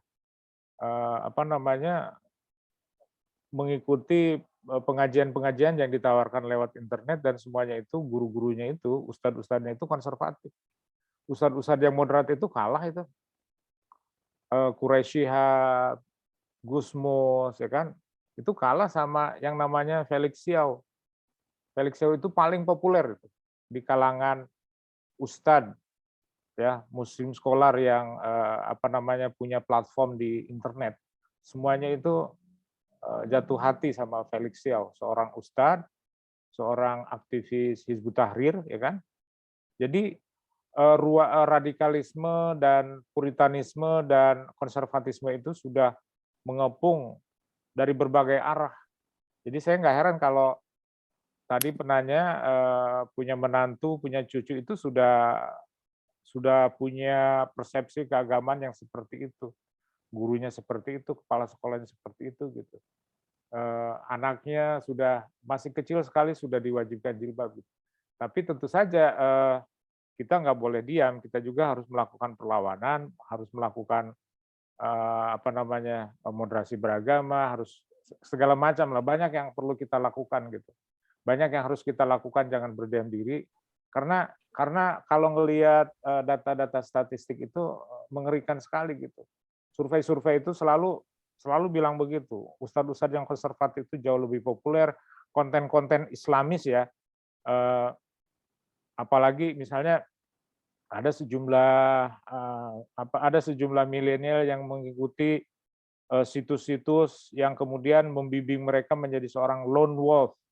Itu banyak. Itu mengkhawatirkan sekali gitu melihat data-data statistik, data-data lapangan seperti itu. Tapi kita tentu saja nggak boleh pesimis, kita tetap harus melakukan sesuatu gitu untuk perubahan Islam yang yang moderat gitu. Gitu, terima kasih. Ya, terima kasih Prof. Jajang. Mungkin Mas Islah bisa kasih jawaban yang lebih eksplisit gitu ya. Ini kira-kira sekolahan mana gitu nih, Mas? Ya, kalau saya sering mengatakan begini ya, di berbagai media saya mengatakan kita ini kan sebenarnya semua bukan penganut agama. Kita ini adalah penganut tafsir-tafsir agama. Itu saya sering sekali mengatakan itu. Lalu apa sih moderasi beragama itu? Nah, moderasi beragama itu ada kaitannya dengan pernyataan tadi. Kalau kita ingin dikatakan sebagai orang yang beragama, ya berarti kita harus betul-betul menjunjung tinggi kemanusiaan dan kedamaian. Agama itu adalah tujuannya untuk menertibkan manusia. Bukan dengan beragama kita jadi membenci orang lain, ingin membinasakan orang lain, ingin mengintimidasi orang lain. Dengan beragama kita seharusnya tidak gelisah oleh keimanan kita maupun keimanan orang lain. Nah, untuk mencari sekolah itu adalah mencari ajaran-ajaran yang seperti ini sebenarnya. Bahwa keimanan dan keyakinan itu betul-betul batiniah. Artinya apa? Kalaupun orang berbeda dengan kita kemudian tidak boleh membenci orang itu, apalagi kita gelisah dengan keyakinan-keyakinan dan keimanan orang lain. Nah, makanya saya terus terang kalau di Indonesia, betul-betul kalau sekolah itu sudah betul-betul mengajarkan ajaran-ajaran agama yang seperti ini, itu menurut saya sudah moderat. Kemudian yang kedua adalah sekolah-sekolah yang betul-betul mengajarkan kurikulum pemerintah negara dalam hal ini. Dia mengajarkan kurikulum, memberikan porsi terhadap pengajaran tentang Pancasila, tentang kebangsaan, tentang sejarah-sejarah bangsa kita, tentang nasionalisme dan sebagainya. Menurut saya ini sudah tepat. Tapi kalau kita kemudian masuk ke, ini mohon maaf, saya dari perspektif Islam. Saya pernah mengeluarkan anak saya dari sekolah Islam terpadu yang anak saya supaya belajar Islam. Ternyata setelah sampai di rumah, anak saya itu menyalahkan dan terhadap saya. Dia itu nggak mau menjadi makmum saya, karena menurut dia, saya itu salah cara sholatnya. Nah, kayak gini, ini kan sudah diajarkan kebencian. Nanti kalau saya diamkan, lama-lama akan mengkafirkan saya juga. Akhirnya saya keluarkan dari sana, saya pindah ke sekolah negeri. Nah, sebenarnya bukan sekolah negeri, tetap sekolah Islam, tapi berbasis Muhammadiyah. Dan saya lihat kurikulumnya memang dia mengajarkan Islam wasatiyah. Makanya saya kemudian, oh ya udah lebih aman di sini. Nah, ini adalah satu hal yang bisa kita lihat adalah parameternya ada di rumah. Parameternya ada di keluarga. Ketika anak ini sudah mulai aneh-aneh, dia sudah mulai melakukan resistensi dengan kemauan keluarga dalam hal beragama misalnya, ya sudah, ini ada indikasi. Nah, ini memang betul-betul peran keluarga menjadi penting di sini. Sebenarnya apapun sekolahnya, kalau memang dia mau terpapar ya terpapar aja. Tapi yang menentukan driving trajektorinya itu tetap keluarga sebenarnya. Jadi saya kira begitu ya, Mbak Vivi. Baik, Terima kasih Mas Islah. Mbak Diana mudah-mudahan sudah lebih tenang ya sekarang ya. Oke, tadi Adi sempat raise hand. Adi masih ada yang ingin disampaikan? Atau kita kasih kesempatan kepada yang lain?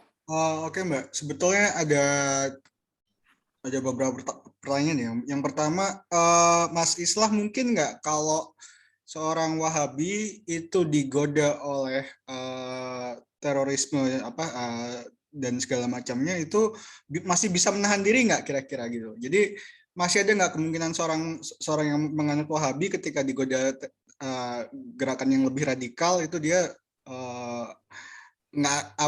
bisa nggak terlibat gitu? Terus yang kedua, mohon koreksi kalau mapping saya salah. Jadi saya membayangkan bahwa Wahabi itu kan bagian dari ekstrim Sunni, Ahlus Sunnah wal Jamaah yang paling ekstrim ya. Kemudian kalau hari-hari ini kita yang populer adalah Wahabi ekstrim, Wahabi itu yang bagian yang ekstrimnya Sunni itu apakah di Syiah itu nggak ada kelompok yang paling ekstrim yang menyeru pada gerakan terorisme, Mas? Gitu. Itu aja dua itu dulu aja, Mas. Makasih, Mas. Baik, silakan langsung, Mas Islah. Kayaknya saya sepakat dengan kata para Pendi tadi, 100% teroris yang ditangkap di seluruh dunia itu penganut paham Wahabi Salafi. Meskipun tidak seluruh penganut Wahabi Salafi itu teroris, masih ada yang bisa menahan diri, tapi faktornya banyak. Satu, lingkungan mungkin tidak mendukung. Yang kedua adalah resiliensi ideologis dengan kelompok-kelompok teror itu tidak ada. Ada orang yang menganut paham Salafi Wahabi ini untuk dirinya sendiri, setidaknya hanya untuk keluarga, tapi resiliensi ideologis dengan kelompok-kelompok ekstremisme ini tidak ada koneksitasnya. Kemudian yang ketiga adalah faktor ketakutan dari penegakan hukum di satu negara. Makanya paham-paham yang kemudian mengarahkan orang ini ke arah jihadis, ke arah teroris, itu biasanya betul-betul hidup itu di satu negara dengan law enforcement yang tingkatannya rendah. Seperti di Pakistan misalnya. Di Pakistan itu kepolisian, intelijen, ketentaraan Pakistan itu sudah betul-betul dipenuhi dengan indoktrinasi ini, infiltrasi kelompok ini. Sehingga apa? Mereka juga melakukan gakum, penegakan hukum terhadap mereka juga mulai lemah. Ini saya pernah membaca sebuah kasus di Pakistan ya. Ada seorang korban pemerkosaan perempuan itu melaporkan dirinya ke polisi bahwa dia menjadi korban pemerkosaan. Dan oleh kepolisian Pakistan ini tidak diproses karena pelakunya ternyata adalah orang Islam. Dan polisi itu punya pemikiran bahwa orang Kristen ini boleh karena ini bagian dari budak perang, bagian dari ghanimah lah, kurang lebih seperti itu. Sehingga tidak diproses. Nah, ini repotnya memang. Sehingga ya tidak mungkin jeruk makan jeruk. Tapi kalau di Indonesia ini memang masih bisa dikendalikan ya. Meskipun memang kelompok-kelompok Wahabi teroris ini, Wahabi Salafi atau Salafi Wahabi ini memang tidak selalu beririsan dengan kelompok teror. Tapi setidaknya ketika dia sudah mengadopsi ajaran ini, dia sudah mulai mengadopsi kebencian-kebencian, mulai mengadopsi terhadap penghakiman terhadap kelompok lain yang berbeda. Ini kan konsep-konsep al-wala wal-bara yang saya katakan tadi. Kemudian ini untuk yang pertama. Yang kedua tadi apa ya? Saya lupa lagi. Yang kedua yang tadi Mas Islah jawab, yang pertama saya membayangkan bahwa Wahabi ini paling ekstrimnya dari Sunni gitu. Kemudian apakah gerakan itu? Ya, sebenarnya ini persoalan komposisi populatif saja sebenarnya. Artinya gini, meskipun terorisme itu tidak ada agamanya, tapi sebenarnya semua agama punya potensi untuk menjadi gerakan-gerakan ekstrim dan teror. Kita kan tahu ada Baader-Meinhof, ada IRA, ada White Supremacy, Ku Klux Klan, Bharatiya Janata garis keras di India, Asin Wiratu di Myanmar. Ini kan artinya semua pemeluk agama punya potensi ini ketika dia mulai mendapatkan momentum of terornya, dia mulai membangun eskalasi untuk membangun revolusi di dalam negaranya, dia tentu saja akan melakukan aksi-aksi amaliyah kekerasan ini. Tidak terkecuali juga kelompok Syiah. Kalau kelompok Syiah ini punya ruang, dia punya populasi yang lumayan banyak, tidak menutup kemungkinan juga akan melakukan aksi-aksi serupa seperti Wahabi. Ini kan soal kesempatan saja sebenarnya. Nah, kelompok Wahabi Salafi ini berusaha melebur ke dalam gerakan-gerakan Sunni meskipun dalam konferensi Islam di Grozny di Chechnya hasil keputusannya adalah mengatakan bahwa penganut Wahabi dan ajaran Wahabi ini bukan bagian dari Sunni, bahkan mengkhawarijkan waktu itu ya. Waktu itu yang hadir adalah Habib Ali Al-Jufri dan lain sebagainya. Nah, ini memang menjadi yang artinya potensi gerakan ekstrim ini dimiliki oleh semua pemeluk agama. Karena memang 3 hal, ini saya tambahkan, ini yang terakhir ya mungkin ya. Mengapa agama ini menjadi daya tarik bagi kelompok-kelompok ekstrim dan teror? Karena satu, ada kemartiran di dalam agama-agama. Konsep-konsep kemartiran dalam agama ini selalu menjadi daya tarik bagi kelompok-kelompok kekerasan. Mati syahid masuk surga dan sebagainya, jihad dan sebagainya. Ini kan konsep-konsep kemartiran dalam setiap agama juga ada. Yang kedua adalah dogma. Dogmatis inilah, faktor-faktor dogmatis ini yang kemudian menjadi daya tarik juga bagi kelompok teror untuk mempengaruhi pemeluk agama. Kemudian yang ketiga adalah messianic belief, nubuat akhir zaman. Setiap agama punya keyakinan bahwa agamanya ini akan menjadi agama terakhir yang akan menghomogenisasi seluruh penduduk bumi. Nah, ini kan kalau di Islam juga banyak, kalau Kristen juga ada Mesias segala macam. Lalu kemudian di Islam ada imam.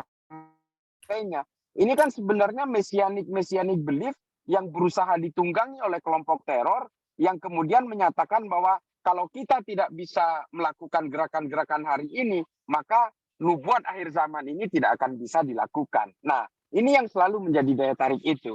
Gitu kurang lebihnya. Baik. Terima kasih Mas Islah. Adi, udah itu ya? Oke, baik. Ini pertanyaan makin banyak, yang raise hand juga masih banyak. Kita satu pertanyaan lagi boleh ya, Prof. Jajang, Mas Islah? Ya, silakan. Baik, ini saya minta pertanyaan langsung. Ini ada dari Budi Setiawan. Silakan, Mas Budi, barangkali. Oke, Mas Budi, silakan memperkenalkan diri.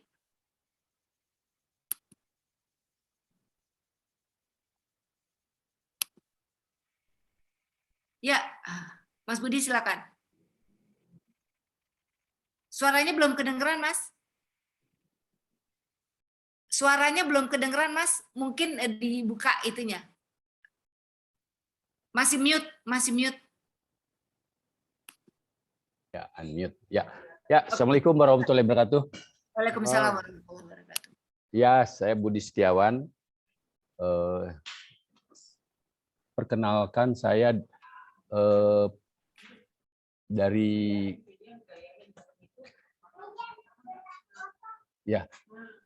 saya dari ITB, tamatan ITB, sudah senior. Saya mau menanyakan mengenai Salafi, Wahabi, dan moderat ini. Kalau saya melihatnya bahwa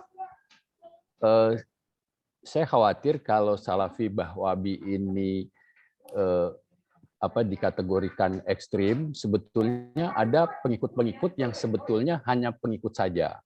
Nah, justru ada beberapa yang saya kenal, mereka itu justru menjalankan ketaatan beragamanya yang terutama yang diikuti.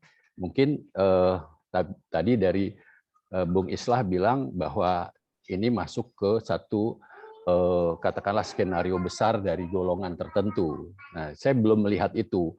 Tapi saya nggak tahu, mungkin Bung Islah lebih mengerti mengenai strategi. Tapi memang dari kebiasaan-kebiasaan yang mereka lakukan pada umumnya mencontoh waktu zaman sahabat atau zaman Nabi atau zaman sahabat. Nah, baik, tadi Mas Budi bahkan mungkin bisa langsung ke pertanyaannya, Mas. Oke. Pertanyaan saya sebetulnya sederhana sekali. Apakah Bung Islah dan Pak Jajang bisa menyorot ayat-ayat Al-Quran yang katakanlah memang mengarah ke suasana ke arah Wahabi sama Salafi ini? Saya ada beberapa ayat Al-Quran yang memang arahnya memang sejalan dengan Wahabi Salafi ini. Nah, itu mungkin Pak Jajang sama Bung Islah bisa nggak menyorot ayat-ayat tersebut? Terima kasih. Assalamualaikum warahmatullahi wabarakatuh.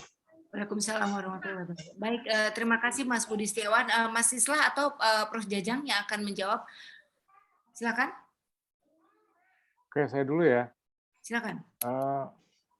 Seperti saya sampaikan ya, Salafi itu, Wahabi itu ya, Wahabi itu salah satu salah satu kelompok Sunni, ya kan, Sunni. Dia dekat dengan tradisinya mazhab Hambali, kemudian tradisinya Imam Ibnu Taimiyah.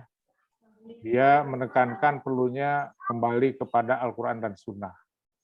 Secara politik kaum Wahabi ini kalau mengikuti salah satunya misalnya Roel Meyer ya, dan saya kira saya sepakat sama dia ya. Dalam tradisi Sunni itu ada, dalam sejarah Sunni itu ada tradisi agar apapun yang terjadi dengan penguasa itu rakyat harus hormat. Kalau ada penguasa yang kira-kira bertabiat buruk segala macam, itu harus disampaikan dalam bentuk nasihat dan tidak boleh di muka publik. Karena itu akan mempermalukan penguasa dan seterusnya gitu. Sunni itu punya tradisi yang taat kepada penguasa gitu.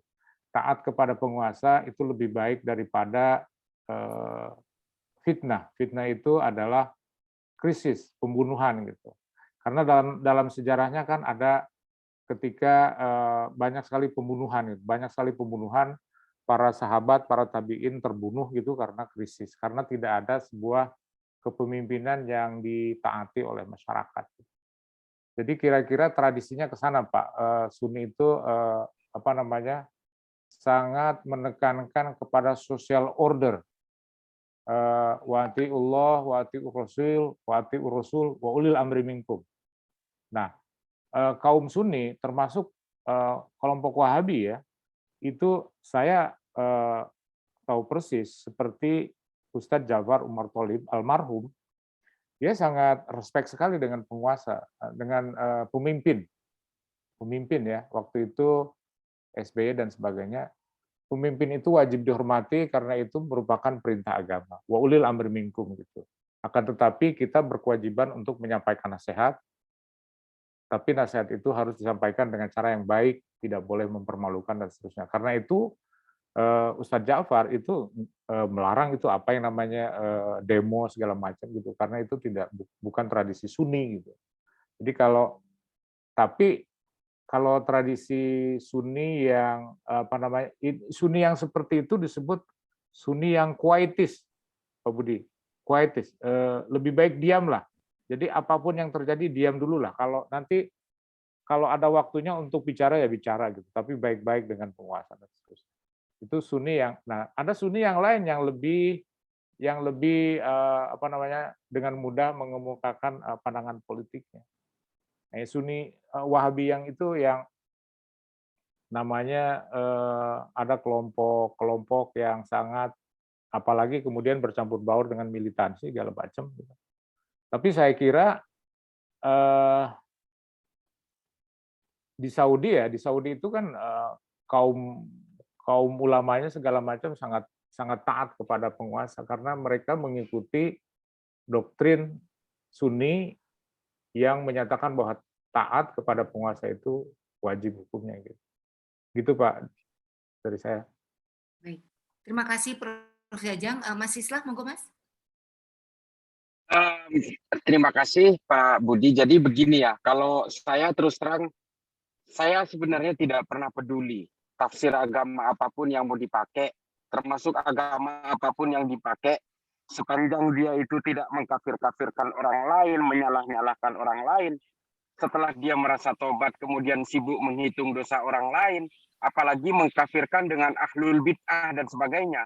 Orang yang berziarah ke kuburan dituding menyembah kuburan, orang yang maulidan juga bahkan dibid'ah-bid'ahkan, dan bahkan dengan hadis yang dikatakan bahwa setiap bid'ah itu adalah yang akan menyeret orang kepada neraka.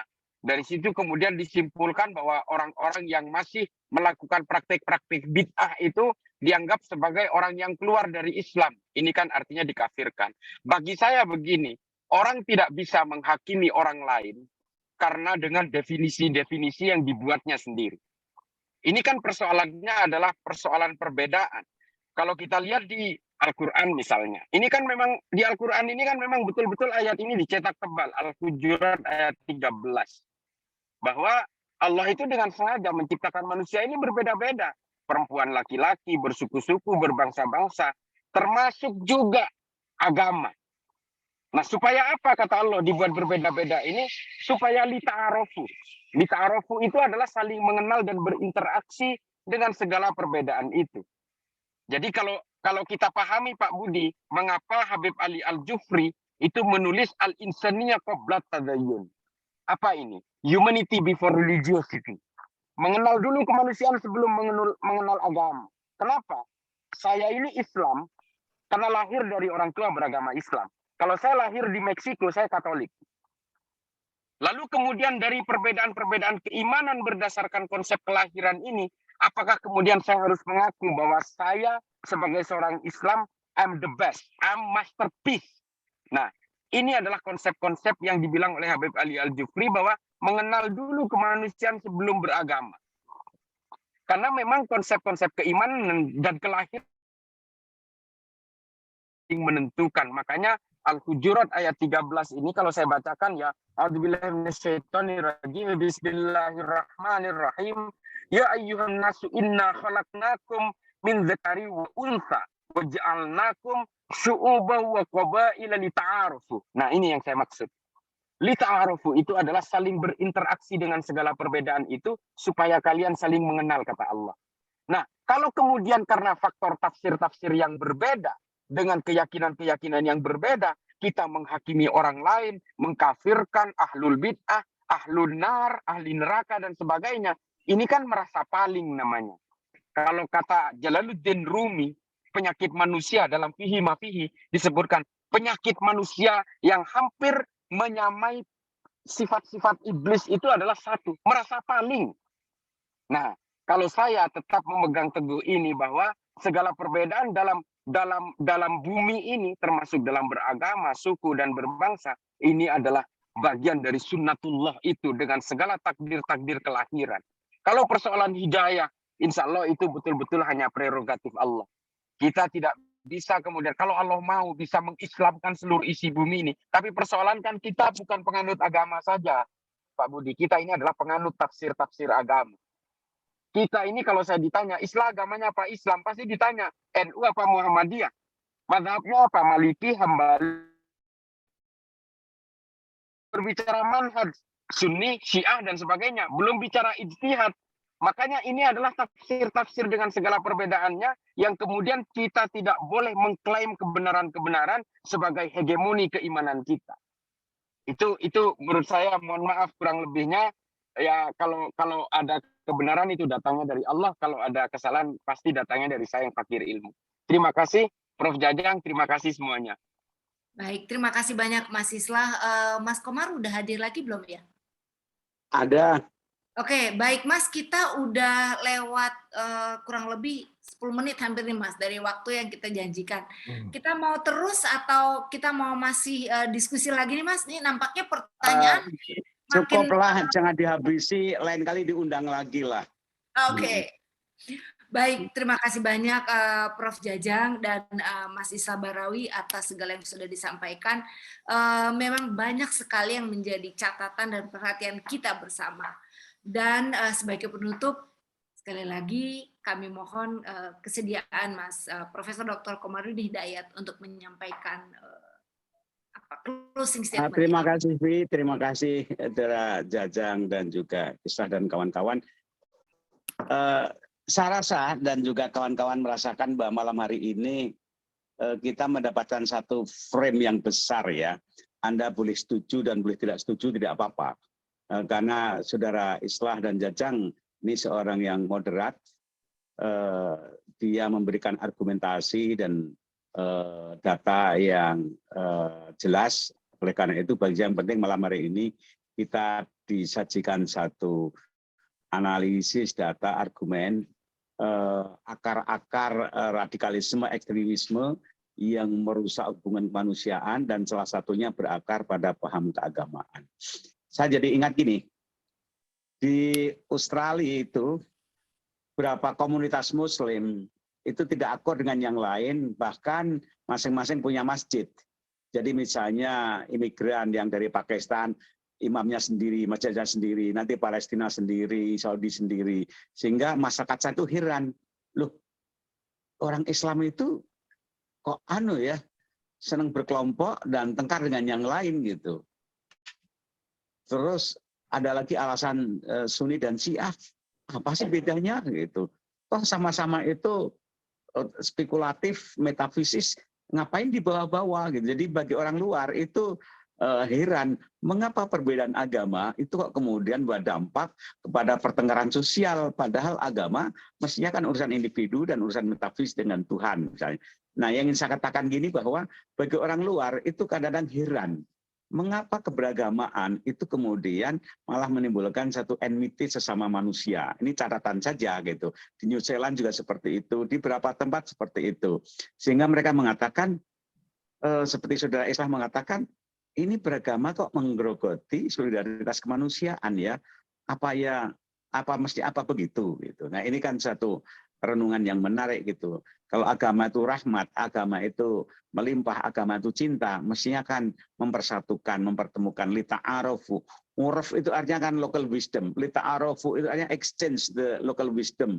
Karena masing-masing community punya wisdom. Lita'aruf itu saling exchange, sharing wisdom. Bukan lita'arofu, bukan saling tengkar. Tapi ini perbedaan bukannya semakin memperkaya, tapi ngapa memperuncing? Ini yang pertanyaan tadi. Walaupun ada satu logika yang menarik, misalnya gini, potensi radikalisme itu ada pada masing-masing kelompok, apapun etnisnya atau agama atau tidak. Misalnya di Amerika, sekarang kan juga menjadi keprihatinan berapa pemuda itu bisa nekat, sadis, membunuh dengan senjata di tangan. Itu gimana memahami? Dulu ada satu anggapan pokoknya kalau ada pembunuhan, radikalisme, terorisme mesti Islam. Tapi di Amerika ternyata ada berapa anak-anak sekolah yang bukan Muslim. Nah ini juga menggugat berapa satu stereotyping bahwa kekerasan itu mesti Islam. Ada lagi sebuah buku yang cukup menarik dibaca, A World Without Islam. Gini, andaikan toh tidak ada faktor Islam di Timur Tengah, apakah kemudian tidak terjadi konflik antara Barat dan dunia Arab? Tetap aja konflik itu. Katakanlah Islam dicoret, tetap aja Amerika akan nyerang Timur Tengah, mereka berebut minyak gitu. Jadi persoalannya sesungguhnya bukan agama, ada sesuatu di luar agama, di mana kemudian agama menjadi coverage. Gitu. Buktinya apa? Buktinya perang dunia pertama kedua, di mana peran agama? Kan sedikit sekali. Di mana Islam? Islam kan ditarik-tarik oleh Jerman, Ottoman itu. Jadi ketika perang dunia yang menghancurkan peradaban itu tidak relevan Islam kemudian ditonjolkan sebagai aktor utama. Nah sekarang di Ukraina sama Rusia, di mana peran Islam? Walaupun Islam ditarik-tarik, tapi kan itu di pinggiran sekali. Ini ingin mengatakan bahwa sesungguhnya potensi-potensi radikalisme, krisis kemanusiaan, konflik, itu sekarang tidak relevan lagi kalau semuanya ditarik kepada agama. Tapi perlu diperluas lagi analisisnya. Walaupun mestinya orang beragama itu memberikan contoh yang lebih baik, lebih lama, lebih human. Mestinya begitu. Jangan kemudian keberagaman itu malah nambah runyam. Di Indonesia, politik identitas ini kelihatannya juga tidak mengendor gitu, jangan-jangan. Nah kalau ini yang terjadi, pertanyaannya kan gini. Indonesia ini yang mendirikan itu kan banyak umat beragama, tapi ngapa setelah Indonesia berdiri umat beragama juga yang ngerecokin, yang melawan pemerintah dan negara? Ini kan ada yang salah, gitu. Walaupun jumlahnya tidak besar, tapi ketika itu radikal karena menjadi dampaknya besar. Jadi pertanyaannya di abad modern ini, apakah agama punya elan vital membangun peradaban atau agama menjadi klien dari peradaban dari negara? Islam mestinya jadi klien, tapi Islam itu menjadi pilar peradaban. Nah terakhir ada satu ungkapan makanya sekarang ini, to be religious means to be interreligious. Karena sekarang umat beragama, kitab sucinya, ini sekarang saling terkait, berdialog. Masuk dimanapun, entah kota, birokrasi, perguruan tinggi, kita mesti ketemu umat yang berbeda. Nah, ayat di Ta'aruf tadi kan jadi relevan sekali. Nggak bisa kita hidup sendiri. Tidak bisa hidup sendiri.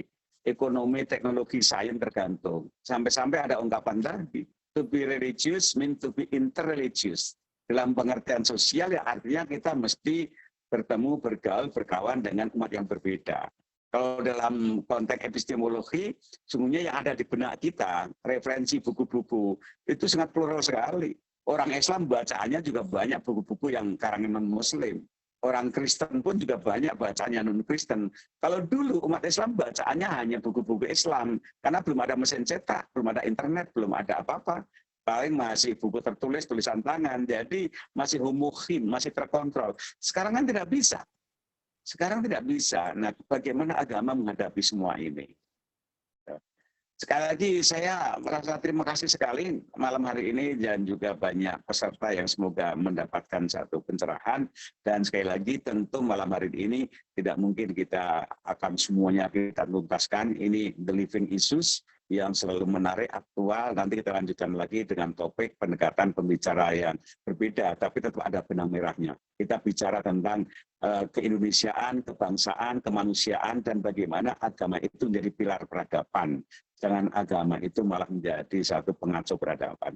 Terima kasih semuanya dari saya. Terima kasih, Vic. Baik.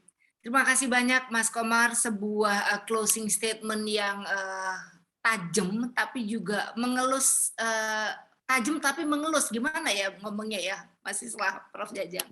Tapi kita semua bisa merasakan apa yang disampaikan oleh Mas Komar. Mas Komar, Prof. Jajang, Mas Islah, diskusi kita pada malam hari ini diikuti sampai saat ini masih bertahan 143 orang peserta.